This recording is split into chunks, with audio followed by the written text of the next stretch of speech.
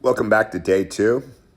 Before lifting, let's spend a good 5 to 10 minutes stretching out legs via the Russian lunge, hamstring, dead bugs. But ultimately, it's all about prepping your body for a safer workout. So as you can see, continuing with push-ups, pull-ups, and dips, but changing the position in which we complete these reps. So using narrow techniques, also on a tricep extension, maybe changing the position of the handles to a outside and vice versa. One of the benefits to sometimes utilizing an assist pull-up machine is there are different angles and posts that'll help you to do chin-ups, wide pull-ups, narrow pull-ups, all just great ways to hit different portions of your back. So alternating between wide and narrow grips, in my opinion, is a great way to modify the exercise, especially when we are doing these exercises daily. You'll find that there are days that you probably don't want to do a narrow push-up, maybe switch to a wide. Although we didn't use many of the modifications that were demonstrated in the first video, would highly recommend bands or an assisted dip machine or pull-up machine. Found that this machine actually had 3 different hand grips, which is great and ideal for different muscle fiber recruitment. As you can see, the next exercise is a lat pull down, and changing grip versus wide versus narrow, once again, I think enhances different muscle fibers when targeting that body part. The goal is, once again, slow and controlled. You'll hear me often say 3, 2, 1, and you could apply that to the eccentric and concentric, meaning the lengthening and contracting of the muscle. Pretty neat because yesterday I once again was reminded by Maddie to slow it down. A great example of a partner, and also sometimes filming your workouts allow you to kind of analyze what you may need to improve upon.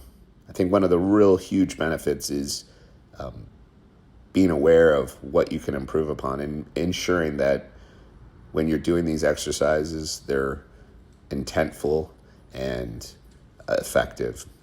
So as I was talking about kind of the philosophy of working out, we kind of bypassed the RDL and currently are observing bench press, which is narrow and wide.